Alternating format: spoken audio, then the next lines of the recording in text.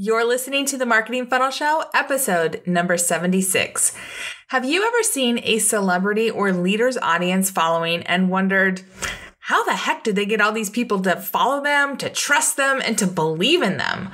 Well, today we're going to talk about the principle of unity and how you can use it to build a dedicated audience following in your own business. Welcome to the Marketing Funnel Show. I'm your host, Michelle Evans, and this is the podcast for coaches, experts, and online business owners to learn how to go from simply surviving to sold out using the power of marketing funnels. All right, let's jump into today's show. Hello, and welcome back to another great week. And thank you for letting the Marketing Funnel Show be a part of your week. Hey, I've got to ask you, have you taken a moment to jump into Apple Podcasts or Stitcher or Google Play or wherever you listen to podcasts to leave a rating and a review for the show? If so, thank you so much. That is how we signal to those platforms that people are listening to the show. And if you've done that, I want to send you a free gift. Hello, freebies. So all you have to do to get that free gift is send me a screenshot of your review to michelle@michelleevans.com, and I will give you access to a free course that I created. It's a super fast and simple course, but it's super, super valuable. Like the fast and simple ones, I feel like are the ones that we can actually get done, right? This one's called the One Sentence Marketing Hook, and you can do it in about like an hour to an hour and a half. And it really helps you come up with your one sentence to hook and engage your audience into what you stand for and what you offer. And all you have to do is let me know and you are in. So today, my friend, thank you for joining because we are wrapping up our series on using Dr. Robert Cialdini's principles of persuasion in your marketing funnel. Hopefully you've been with us since the beginning. We started this series way back in episode number 70. If you haven't been with us since then, that's all right. You can always go back and listen. But if you have, you're probably ready to wrap this up and really start using all of these great principles in your marketing funnel. So as we've been talking about in the last 6 episodes, Robert Cialdini first introduced his original 6 principles of persuasion in his book called The Psychology of Persuasion. I feel like this book is almost like ancient history. It came out back in 1984. And yes, these have stood the test of time. They've been tested, and honestly, these are really interwoven into how marketing is done. In fact, it's hard sometimes for people who've studied and done marketing for a long time for us to remember sort of where these came from because they're so interwoven into so much of marketing. But the original 6 principles are these. Number 1, social proof. Number 2, reciprocity. Number 3, commitment and consistency. Number 4, liking. Number 5, authority. And number 6, scarcity. And I go in depth in episodes 70, 71, 72, 73, 74, 75, and now in 76 into each of these individually. Because, if we try to tackle all these in one episode, we'd be here for an eternity. So much better to just break them up. And then you can listen to them at your leisure and, go back and review the highlights that you want to review. So Dr. Cialdini's book first came out back in 1984. And again, that seems like ancient history at this point. But the good news is that those original 6 principles, they still work today because, we're still humans, right? Basic human psychology has not changed since 1984, right? It hasn't changed for a long time. But what has changed is how you and how we interact with one another. Because there's so many more options to interact with one another, right? I mean, back in 1984, it was the telephone, which was connected to a wall. It was in person, like walking over to your neighbor's house and knocking on the door. It was, in the workplace. There weren't, people had cell phones, but they were the size of like a shoebox. And it was for the ultra uber wealthy. I don't know. Did they even have them in 1984? Maybe it wasn't until later in the 80s. I don't know. I just remember in 1984, I was a child, but it was like, it was in person, hopefully on the telephone if you could get somebody, or nothing. And so how we can interact with one another now is so different and so much more diverse and so much more integrated into who we are and how we express ourselves. And so, we needed to, or Dr. Cialdini, like I was part of this, right? But Dr. Cialdini needed to evolve his principles of persuasion. So in September of 2016, he released a new book called Persuasion, a revolutionary way to influence and persuade. In his latest book, Dr. Cialdini describes a new 7th principle that he called unity. So those first 6 principles still stand. They still work. But the 7th principle that he rolled out is called unity. So let's dive into unity because, again, when you match up all of these principles of persuasion with your marketing funnel, boy, can you create a profit engine that really attracts students, clients, customers, whoever you sell to for years to come so that you can get profit without worrying your business. So what is this principle? Well, have you ever been to a party or a conference and met somebody that went to the same university as you did, or is from your same hometown? Or maybe you two previously worked for the same company, or you belong to the same, Rotary or something. You kind of get this instant connection, right? Well, that's the principle of unity in action. If you can ever kind of tap into one of those where you're on vacation and you bump into somebody who's from your hometown, you're like, hey! When we were at Disneyland last year, we saw some people wearing Seahawks gear, and it was like, hey, are you from Seattle, or are you just Seahawks fans? And it's like you feel that instant connection. It's like, yeah, we're together. We're the same. We like the same things. And again, that's unity in action. And if you've ever wondered why big name influencers share personal details about their lives, or why content marketing works, things like blogging and podcasting and making videos and doing Facebook Lives, stuff like that, or why, reality TV like The Bachelor, The Bachelorette, The Biggest Loser, Keeping Up with the Kardashians. There's just so many reality TV shows out there, right? Why are these all so popular? It's because at some deeper level, we find a person or a people on there where we feel a connection with them. Either a love connection, like, oh yeah, that's totally like me, or, oh, I hate them, I'm totally against that, right? It's like the we're together or we're not together kind of thing.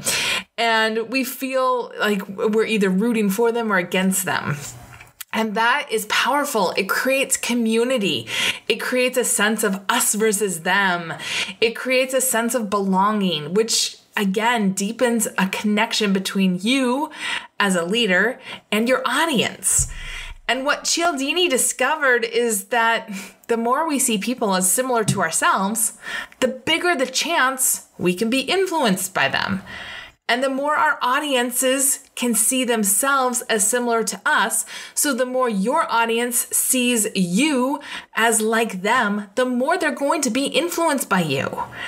That's why sharing your journey, sharing your story, sharing times of failure, it's why it's so important. Because when you warm up your audience sees, oh my gosh, you're just like me. You've been in my shoes. You understand me. It is so important. It does create this unity. And in his updated book, Dr. Cialdini describes how unity is really made up of 2 parts. So the first part is this perception of being together. So this is again about that shared identity, like family, race, religion, nationality, political preference, college affinity, high school affinity, hometown affinity, groups like, Chamber of Commerce, Rotary, that kind of stuff. The most important piece here is that people feel connected towards one another. When unity of identity is reached, when we feel like, yep, we're all kind of belong to the same thing, there will be more acceptance, more cooperation, more sympathy, more help, more trust, which results in more agreement. The most powerful example of this type of unity is being in the same family. I mean, look, Game of Thrones is just kicking back up, right? Just watch Game of Thrones to see family unity in action, even when the family is literally crazy, right? Who doesn't love to hate Cersei? But, you know, the family sticks together even when they hate one another. So for the most part, in a fictional story like Game of Thrones, in history like War of the Roses, in our everyday lives like, I don't know, Keeping Up with the Kardashians, or like The Voice, or any of those, America's Got Talent, or any of those talent shows, people go to great lengths. They even risk their own lives to help genetically close relatives. I mean, I've seen on America's Got Talent, I've seen family units do the most insane things, like, you know, walking tight ropes after an uncle has fallen off and died. Like, they're getting on and doing it. This brother and sister team, he was like flipping her around by her hair on roller skates. I mean, they'll do anything because they trust one another. And it's really, really crazy. So, you know, we can understand that when you are genetically close with one another, when you're in a family unit. But what happens when you're trying to influence strangers, or at least people who aren't blood relatives? It's possible to use family-driven unity even when you are trying to influence people who are not your own blood relatives. This is crazy because, you know, you and I, we can understand, you know, the lengths that you would go to for somebody that you love or somebody that you feel, you know, you're part of a family or you're committed to or whatever. But how do you get that same sort of thing in somebody who's completely not related to you? Well, a powerful example that Cialdini used was his own college classroom to illustrate this phenomenon. And it's trying to influence strangers, or at least people who aren't blood relatives. And it's possible to use family-driven unity even when you are trying to influence people who aren't your own relatives. So he has a couple examples. So the first one I'm going to tell you about is from his college classroom. And he wanted to illustrate how he could influence the parents of students within his classroom. And so Cialdini used his own college classroom to show this phenomenon. And he wanted to compare compliance attitudes of students and their parents by having both fill out questionnaires. So in the first go round, he basically said, you know, hey, fill these out. And I'm sure it's no surprise to you that a student would happily fill out a questionnaire for their professor because, hello, they don't want to get a bad grade and they're not going to ignore some homework assignment from a professor because they know that that can lead to bad consequences for them personally, especially if it's just a simple survey to fill out. Like, this was not something that was onerous. It didn't take a long time to do. But parents, on the other hand, you know, when Cialdini sent it to them, their typical response was whatever. Like, it was below 20%. They were just like, I don't have time for this. I mean, why should they even bother? They're not getting a grade. There was nothing in it for them. So Cialdini used the unity principle to make one small tweak to this assignment. And with this one small tweak, he increased the parent response rate by 5 times. So it went from 20% to 97%.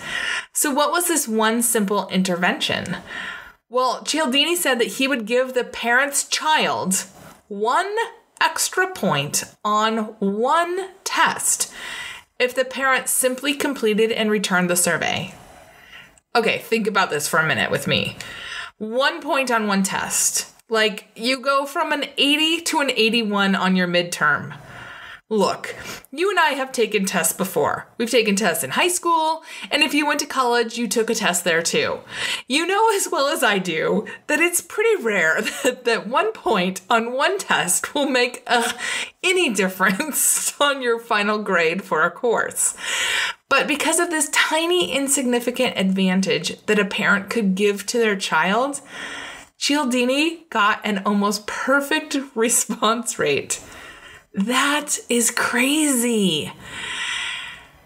And, if you were to think about it, if you have an offer where you can offer a friends and family thing, if you refer a friend or a family member and they get something and you get something, how much higher of referrals could you get just using this same sort of principle?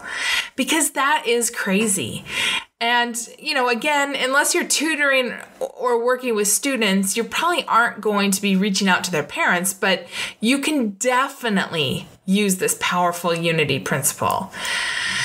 And again, one way to use this is with family language. By using family-related language, you can invoke this same effect in a really powerful way. So even if you're not offering a friends and family, benefit or discount or anything like that, you can still invoke the same sort of boost in, engagement, in getting excitement, all that kind of stuff, simply by using this thing called family language. So let's take a look at an example from Warren Buffett. So you know who Warren Buffett is, right? He's like the investing genius. He's a master of investing for sure, but he's also a master of communication. And a big concern of investors, because, Warren Buffett's getting pretty old now, and a big concern of his investors has been for the last few years is what happens to Buffett's firm, Berkshire Hathaway, when he's not around anymore, or at least when he's not in charge. So in a particularly important letter to shareholders regarding his succession plans, Buffett could have easily said, we've had a committee look into this, and, we have a whole team of lawyers working on this, and here's our 18-point plan. But instead, he said, I will tell you what I would say to my family today if they ask me about Berkshire's future. With that language, Cialdini says, Buffett was highly convincing because he said he was advising readers in the same way that he would advise a family member. So he was invoking that family language. And when you pair that type of language with Warren Buffett's history of being trustworthy, the content of the letter, not only was it highly convincing, but it really settled everyone's nerves. Everybody, not only were they convinced, but they were like, he's taking care of me. And it was really fascinating because you would think that his investors, these are people who care about their bottom line. They care about getting a return on their investment. They've invested their money with Warren Buffett more so than his firm. And so he's treating them in a manner that builds trust and builds this family-like relationship. And so he talks to them like that. And you know what? That whole investment community, they reacted so positively to the letter. And again, this is a community that is pretty skeptical about absolutely everything in life. They're always looking for what's the angle, what's the deal, what should I be weary of here? There's so much that they're always on alert for. And as a community, they praised it as Buffett's best shareholder letter ever. And I don't know if you've ever been to a shareholder event.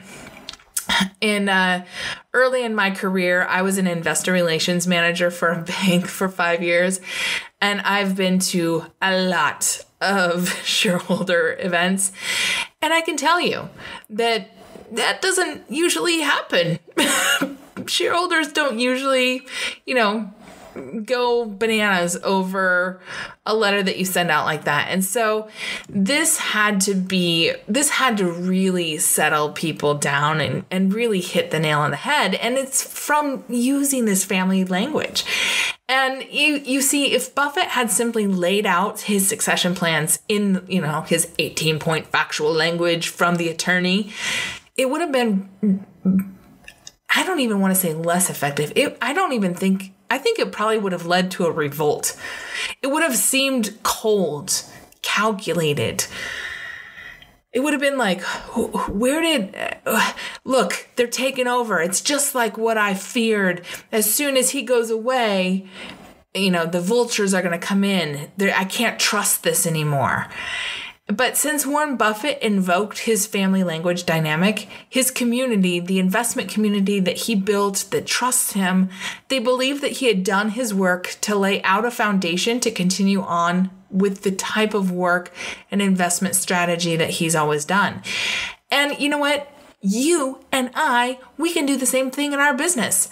For example, you might say, here's what I would advise my children to do. Or if you were my mom, or if you were my sister, or if you were my dad or my brother, or whatever, here's what I'd tell you. Using words like sister, brother, child, kids, daughter, son, mom, grandparents, or whatever is appropriate depending on the age and the situation of your audience, that can go a really long way toward connecting and creating a sense of unity. All right, so that's the first part of unity, is that, feeling of belonging. So now let's take a look at the second part of unity. So when a group works together, they are united and will literally form a unit. This can then lead toward mutual sympathy and support. One of the most remarkable examples of this type of unity, and I got this directly from Persuasion, Dr. Cialdini's newest book, it comes from wartime Japan. And I didn't know this story before I read it in his book, but it's a really interesting story. So in 1941, the Japanese didn't follow the lead of their Nazi allies by brutalizing Jews. I'd always assumed it's because there weren't many Jews in Japan, but that's not the case. It was due, at least in part, to a Jewish scholar making a single persuasive statement to Japanese leaders when they were debating the issue. And this Jewish scholar simply said, "We are Asian, like you." Let that sink in for a minute. Because that shifted the mindset of the leaders, and they rejected the pressure to adopt Nazi tactics towards Jews. This simple act of showing that they shared an identity that was bigger than religious differences, it saved countless lives. It was creating an us versus them identity of Asian versus not Asian, an in-group versus an out-group, even amongst allies. And this shared identity can be genuine and authentic, or they can be a bit cringy, as sometimes we see in politics, especially. These identities can be cringy, but when they're genuine and authentic, boy, they can be really powerful. And once you notice this technique, you're going to start to see it everywhere. You'll definitely see it with politicians. That's kind of their bread and butter, is the us versus them. Whether you like it or not. They'll talk about loving Harley Davidson motorcycles or eating fast food or whatever their audience loves doing. It can also be a really fun way to call to your audience. Take, for example, this really fun example from Chubby's Shorts. If you've never heard of them before, they're so funny. It's a company that's all about they have shorts, and their hilarious antagonism towards Cargo Shorts, Pants, and The Office is so worth reading. So here's an excerpt from their website manifesto, and I'll link to it on today's show notes because it is a fantastic example of using the unity principle, and it's going to make you laugh too. But this is like the non-cringeworthy way to do it, right? So this is from the Chubby's website. I'll just read it to you. It says, "We love shorts. To us, pants are a necessary evil, built for the work week because your boss just doesn't get it.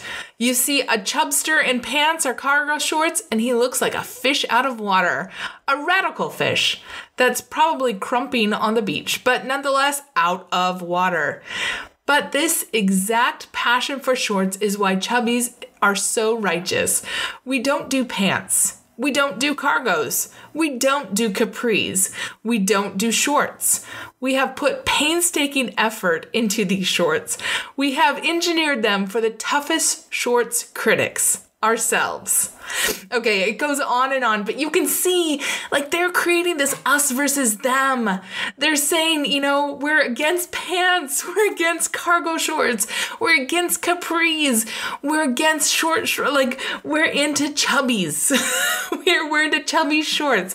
And it's so funny. And they really live it too. If you go through their website, they just, it's just a brand that I absolutely love because they are so unapologetically who they are, and their fan base is fanatically their fan base. So there is such a fun way to do this. And I think for you and I, in running our own businesses, we can learn a lot from this. And if we go back to my friend Michelle Mazer, to her whole idea of the 3-word rebellion, that's where this comes in, is really creating this sense of unity and really calling forth your audience of what you stand for and what this is all about. All right, another way to create unity is through co-creation. People who are involved in the creation of something feel better about it. They see themselves almost merging with the creation and feel an insider part of it. So let's take a look at a company that was doing market research for a new fast casual restaurant concept called Splash. Randomly chosen consumers were shown a description of the concept and asked for feedback. But the exact language varied. A survey taker might get asked for advice, they might get asked for opinions, or they might get asked for expectations. Now, for you and I, those 3 words might not sound that different. Advice, opinions, or expectations. The final question of the survey, though, was how likely the consumer would be to visit a Splash. Those asked for advice were significantly more likely to answer positively. Asking for advice put the survey taker in a togetherness frame of mind. They were helping to create this new concept, not just commenting on it. And I have to say, if you're thinking of creating something new in your business, if you're thinking of a new offer or just a new something that you're doing in your business, or you're looking for feedback on what you're currently doing, you might want to use that word advice. Ask your audience for their advice. Because again, it puts them in that unity frame of mind. It gets them to that, they're co-creating this with you so that they're more bought into the concept, and they might be more willing to, do something versus just commenting on it. So now that we've gone through this, I would love to hear how you're going to find a way to create unity with your audience. What's a situation that you can use? What's a shared experience? What verbiage can you use to find a factor that will unite you? Will you create a manifesto? Will you take a look at Michelle Mazer's book and think about your 3-word rebellion? Will you, have some us versus them kind of mentality? I'd love to know what comes up for you because it can be really fun when you approach it, not in so much of us versus them, but just a fun, how can I really call forth my audience and how can I be unified with them? So I'd love to hear what comes up for you. So hit me up on social media or just email me. I'm Michelle at michelleLevans.com. I love to hear from listeners just like you so that together we can create a podcast that's valuable, that's helpful, and that gets you on the road to the marketing insights that you want to grow your business. So as you were listening to this, did you think of someone who could use these insights about persuasion pillars? They're super, super powerful in building a solid business that grows a committed buyer audience, right? If so, would you do both of us a big favor and share this episode with them? It's super easy to do from whatever podcatcher you're listening on, or you can just share the URL for today's show, which is at themarketingfunnelshow.com/76, and your friend can listen right there. Also, do you want to profit without worrying your business? You are invited to find out which marketing funnel is right to grow your business. Just go to michellelevans.com/quiz to take the quick quiz, and I'll show you exactly how to get started. You can experience for yourself exactly how the persuasion pillars work so that you can put them to use in your own business. All right, I hope that you have a really amazing week, and I'll see you back here next week. Same time, same place, on another great episode of The Marketing Funnel Show. See you then.